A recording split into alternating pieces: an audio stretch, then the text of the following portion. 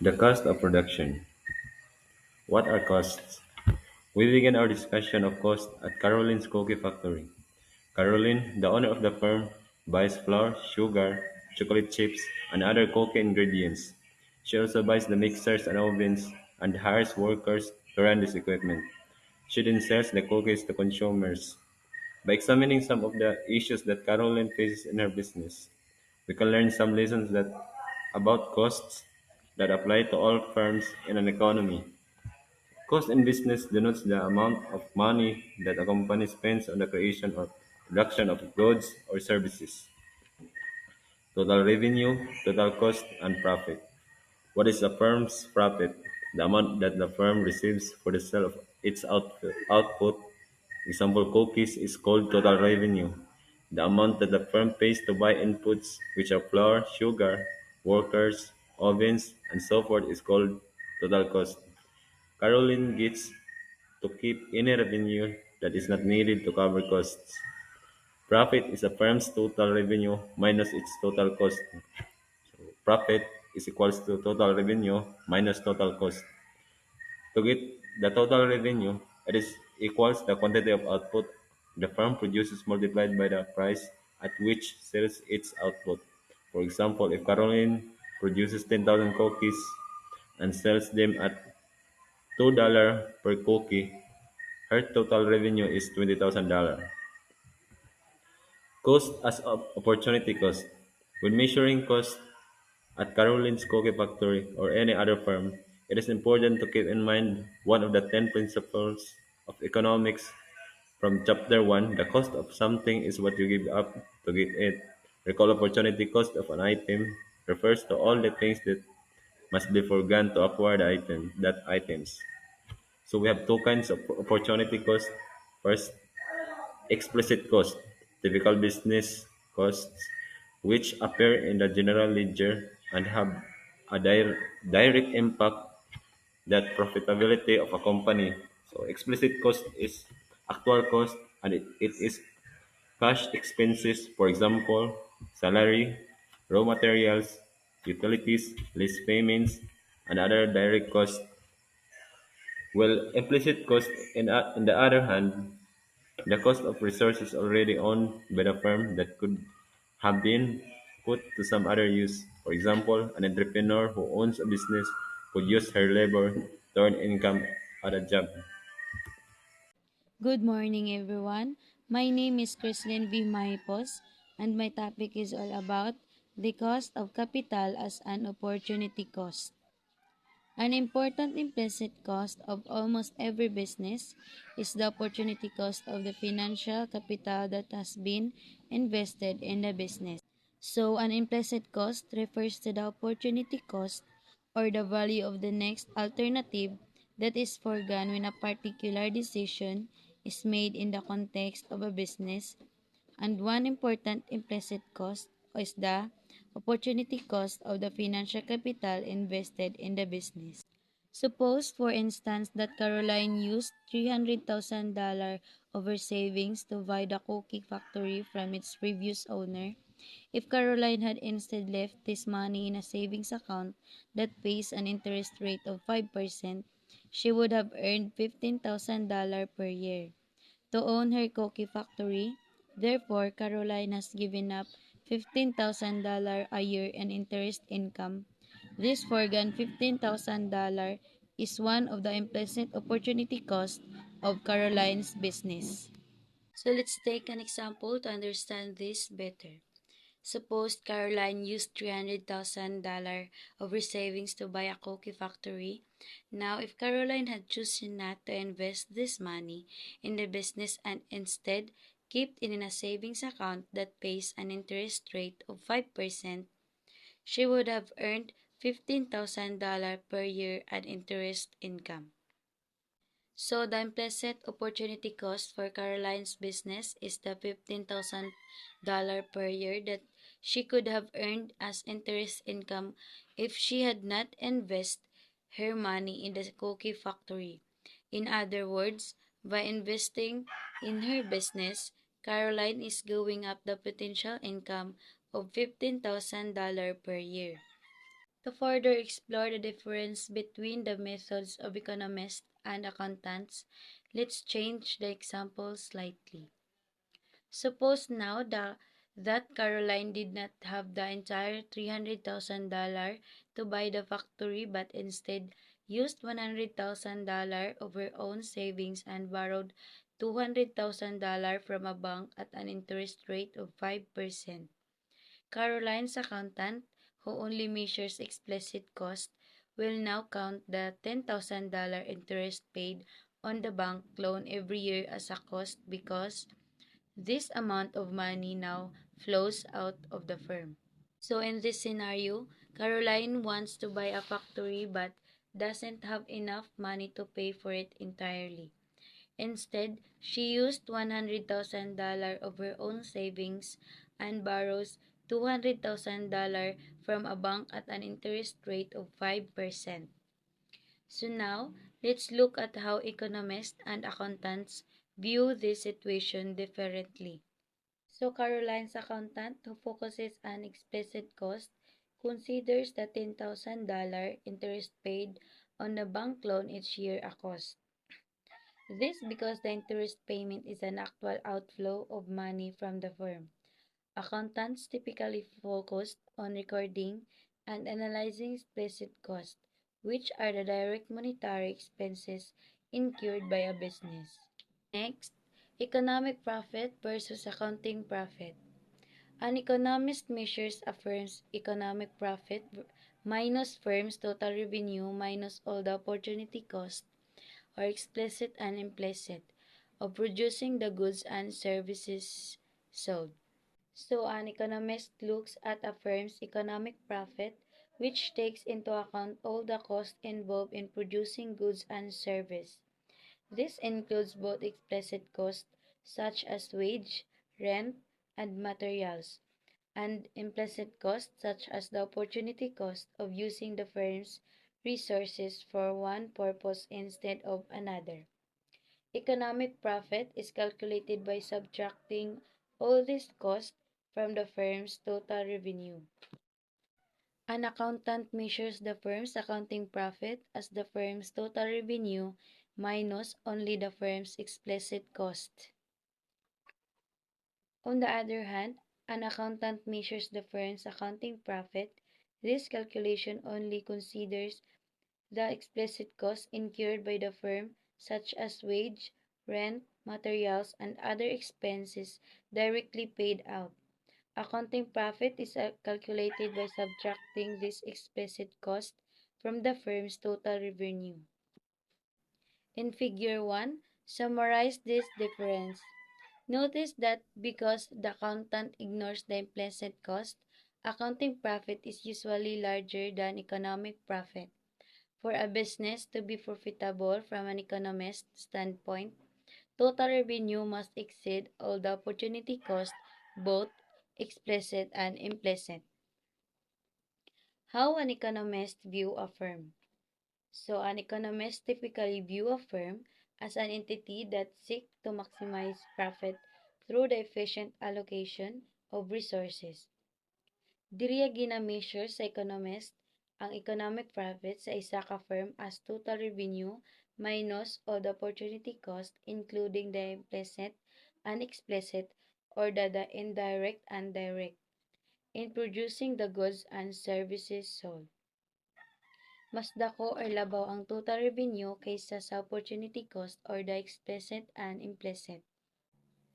And how an accountant view the firm. In an accountant, it measures the accounting profit of the firm total revenue minus only the firm's explicit cost. So mabantay nato nga wala niya giapil pag minus or kuwang indirect implicit cost. So mostly sap, mas taas jud ang accounting profit kaysa economic profit. Good day, this is Rhea May Manaet, and I am going to discuss the production and cost. Firms incur costs when they buy inputs to produce the goods and services that they plan to sell. In this section, we examine the link between a firm's production process and its total cost. Once again, we consider Caroline Factory in the analysis that follows. We make an important and simplifying assumption. We assume that the size of Caroline's factory is fixed and that Caroline cannot vary the quantity of cookies produced only by changing the number of workers she employs. This assumption is realistic in the short run but not in the long run. That is, Caroline cannot build a larger factory overnight, but she could do so over the next year or two. This analysis therefore describes the production decisions that Caroline faces in the short run. We examined the relationship between cost and the time horizon more fully later in this chapter. The production function. Table 1 shows how the quantity of cookies produced per hour at Caroline's factory depends on the number of workers. We can see here at column 1 and 2, there are no workers in the factory, so Caroline produces no cookies. If there are one worker, it can produce 50 cookies. When there are two workers, they can produce 90 cookies. And also if there are three workers, they can produce 120 cookies and so on. Panel A of Figure 2 presents the graph of these two columns of numbers. So there is horizontal axis is makita nato ang number sa workers, ug sa vertical axis is makita sad nato ang number of cookies produced. And ang relationship sa quantity of inputs or ang workers ug ang quantity of outputs, which is the cookies, is kitawag nato siya og production function. One of the 10 principles of economics introduced in Chapter 1 is that rational people think at the margin, which means that if you are the entrepreneur, you should think of what actions would you do next. So for example, if nakibaligyan na products, kibali bread, then within a day is makasold ka og 250 pieces. Imuha din nun if imubang dugangan ng workers na imo i-hire para makabuhat ka og mas daghan pa na output or ang quantity sa output na i-produce ang imuhang dugangan. Marginal product is an increase sa quantity sa output na na-produce. So for example, ana is when the number of worker goes from 1 to 2. Ang cookie production niya is mag-increase from 50 to 90. So ang marginal product sa second worker is 40 cookies. The production function in panel A shows the relationship between the number of workers hired and the quantity of output produced. So here in the table 1, the horizontal axis would be the number of workers hired, and then the vertical axis would be the quantity of output produced. So when the numbers of workers is mag-increase, the production function gets flatter put, reflecting diminishing marginal product. The total cost curve in panel B shows the relationship between the quantity of output produced and the total cost of production. In the horizontal axis, place the quantity of output produced, and in the vertical axis, place the total cost. When the quantity of output increases and the total cost curve gets steeper put, it is because of the diminishing marginal product. Worker goes from 2 to 3, so ang cookie production put is mag-increase from 90 to 120. So, ang marginal product sa third worker is 30 cookies.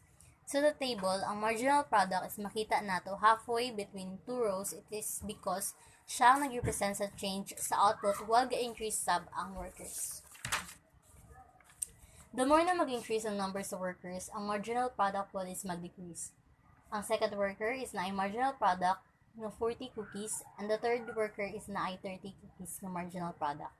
Ug ang fourth worker sub is na ay marginal product not 20 cookies. So kani siya na properties gitawag nato siya diminishing marginal product. Have you noticed na if magkadaghan ng workers is magkagamay sab ang iyahang marginal product? Kay di ba if gamay lang na workers ang imong i-hire, they can easily access the kitchen equipment. However, if mag-increase sab ang number sa workers, dinaay mga workers na mag-share og mga equipment, and also mahimong overcrowded sa ang kitchen, so naay mga workers na dili katarang og trabaho, and mao ni siya ang makaapekto sa production process. So the more sub na mag-hire kag daghan na worker, the lesser sub ang ilaha ma-contribute sa production ug sa kanang output na i-produce. If mag-increase ang workers and marginal product is mag-decrease, and it makes the production functions flatter. Good day, everyone. I'm Jemarin M. Adel. 13.2b from the production function to the total cost curve.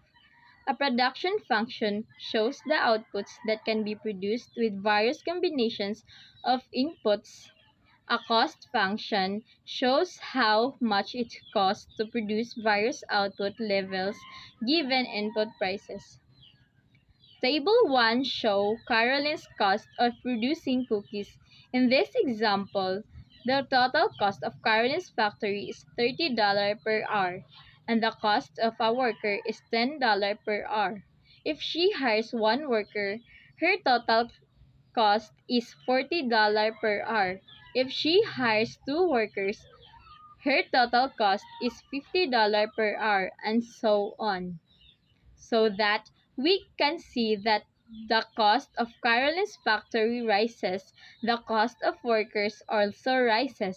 The total cost curve gets steeper as the amount produced rises, whereas the production function gets flatter as production rises.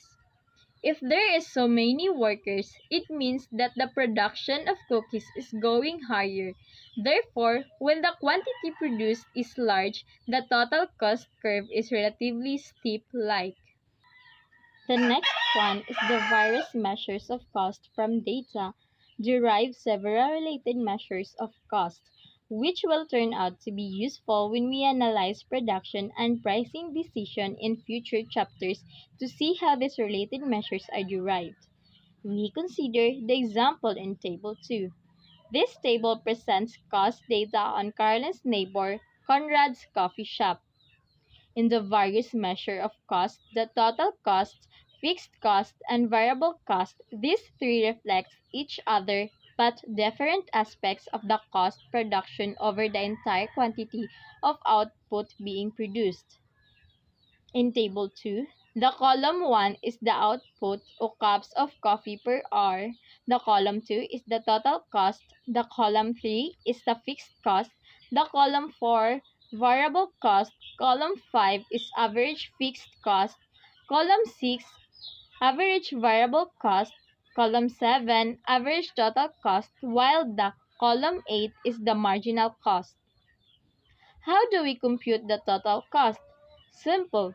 Total cost equal total fixed cost plus total variable cost. Example, 3 plus 0.30 equals 3.30. So that our total cost is 3.30.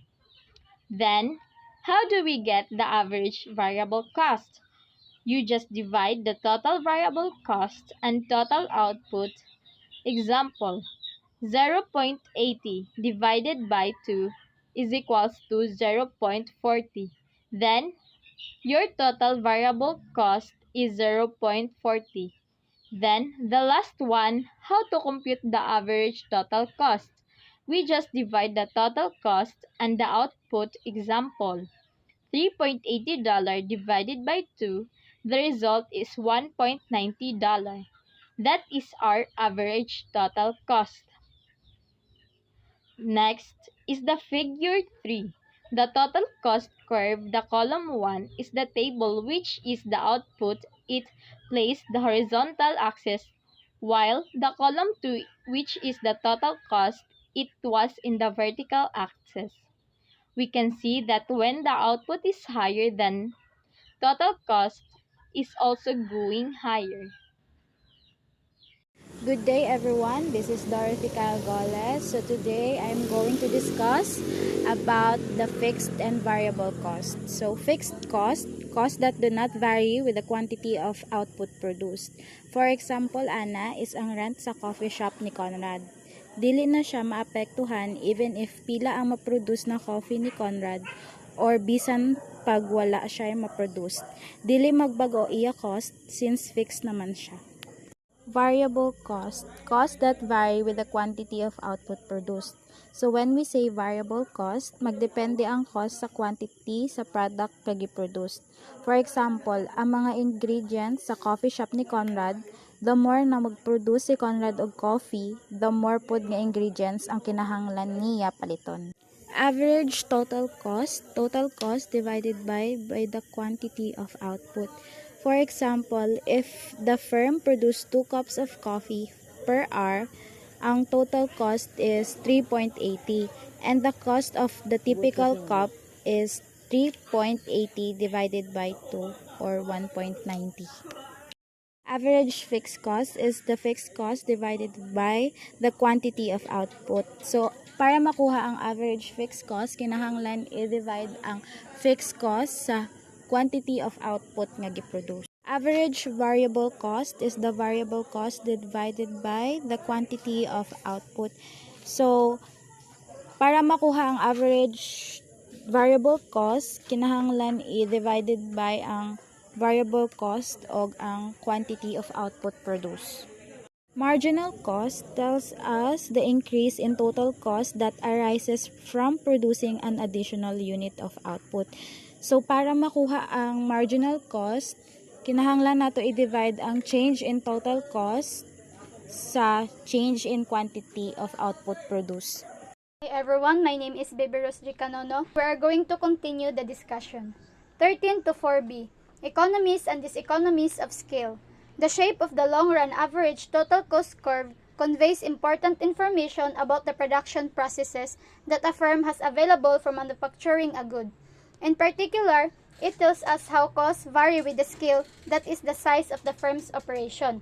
When long-run average total cost declines as output increases, there are said to be economies of scale. Economies of scale happen when production becomes efficient, and it refers to the situation where as the quantity of output goes up, the cost per unit goes down. For example, kung daghan ang maproduce nga product ang isa ka company, mas mubaba or mabarato ang ilahang prices.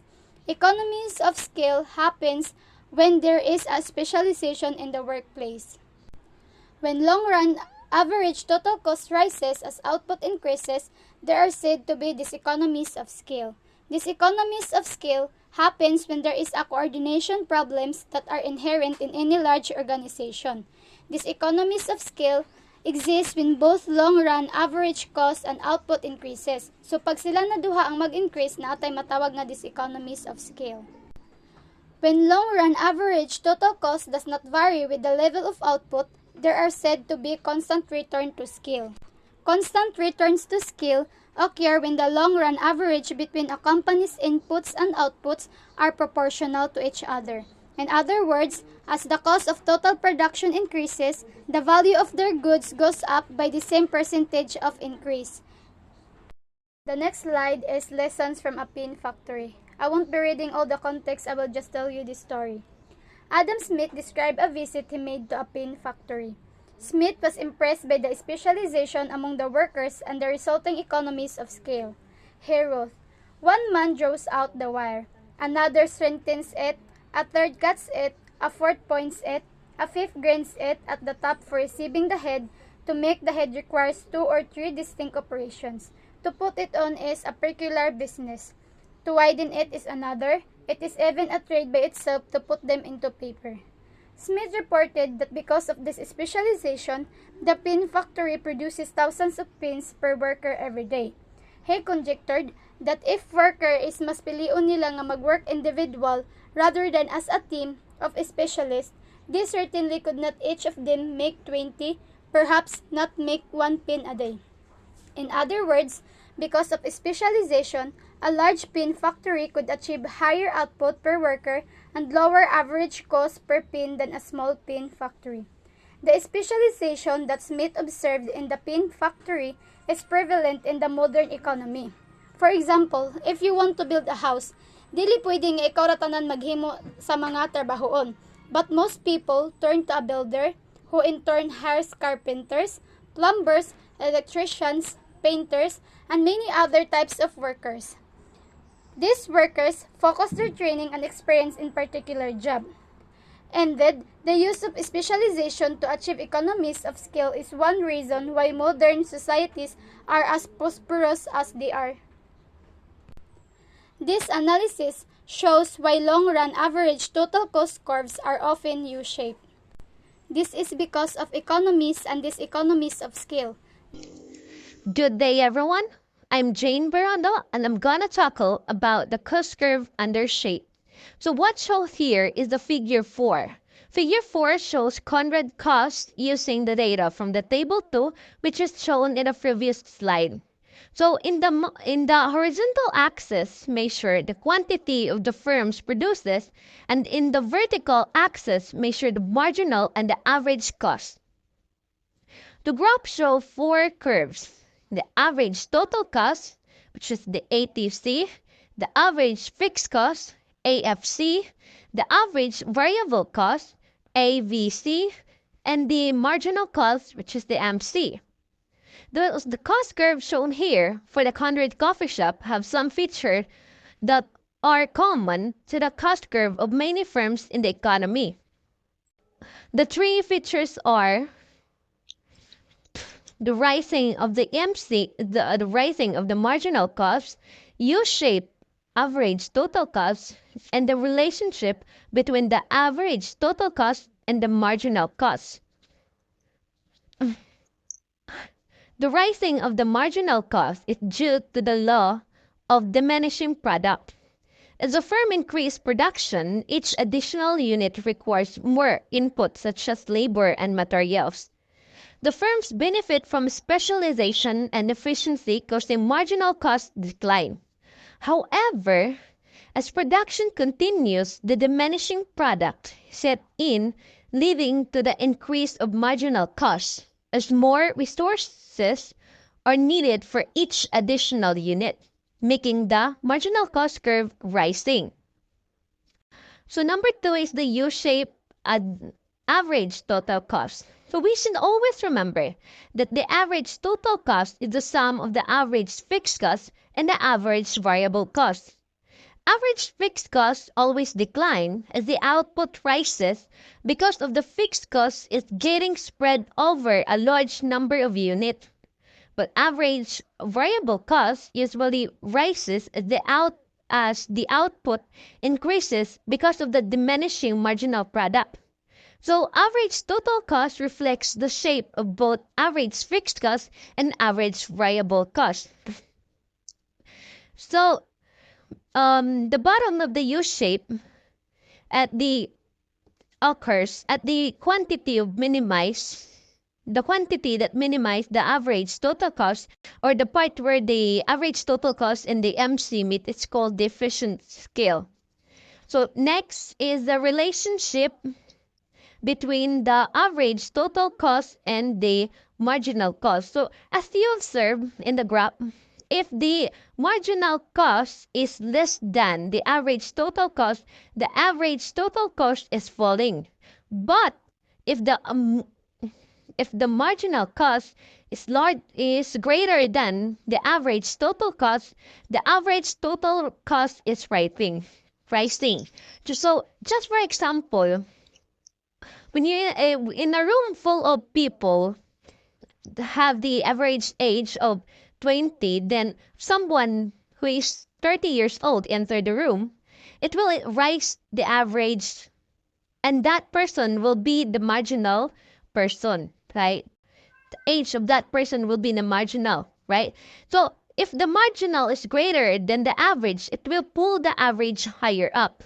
But if somebody at age of 5 years old enter the room, it will pull down the average. Hello everyone, I'm Rowilyn Calipis and this will be my part to discuss 13 3D typical cost curves. In the example we have studied so far, the firms have shown diminishing marginal product. It means that the marginal product is decreasing. Therefore, the marginal cost increasing at all levels of output. This simplifying assumption was useful because it allowed us to focus on the key features of cost curves that are useful in analyzing firm behavior. In many firms, the marginal product does not start to fall immediately after the first worker is hired because it is depending on the production process. And if the second or third worker might have a higher marginal product than the first, it is because a team of workers can divide tasks and work more productively than a single worker. It simply means that the firms exhibiting this pattern and experiencing increasing marginal product for a while before diminishing marginal product set in. To understand clearly, this figure 5 shows the cost curves of a firm, including the average total cost, average fixed cost, average variable cost, and marginal cost at a low levels of output. This simply means that the firm experiences increasing marginal product and the marginal cost curve decreasing. Eventually, if the firm starts to experience diminishing marginal product, the marginal cost curve starts to rise. With this combination of increasing, the diminishing marginal product also makes the average variable cost curve U-shape. As we can see, the cost curves in Figure 5 share the three properties, and these are the most important to remember: that the marginal cost eventually rises without quantity of output, and the average total cost curve is U-shaped. Also, the marginal cost curve crosses the average total cost curve at the minimum of average total cost. So, let's proceed to 13.4a, the relationship between short-run and long-run average total cost. For short-run, it is over a period of only a few months or a fixed cost, and for long-run, it is over a period of several years or a variable cost. For many firms, the division of total cost between fixed and variable cost depends on the time horizon. So, let's consider a car manufacturer like Ford Motor Company. If mugamit sila short run, Ford cannot adjust the number or sizes of its car factories. Pero, kung muproduce sila additional car, mag-hire sila more workers at the factories. And for long run, Ford can expand the size of its factories, build new factories, or even close old ones. So, this figure 6 shows, or it presents, three short-run average total cost curve, which is the small, medium, and large factory. It also presents the long-run average total cost curve, which is the firm moves along the long-run curve and it is adjusting the size of the factory to the quantity of production. So, ang long-run average total cost curve, ga-flatter U-shape siya, unlike the short-run average total cost curve nga ga-U-shape lang. In addition, all short-run curves lie above the long-run curve.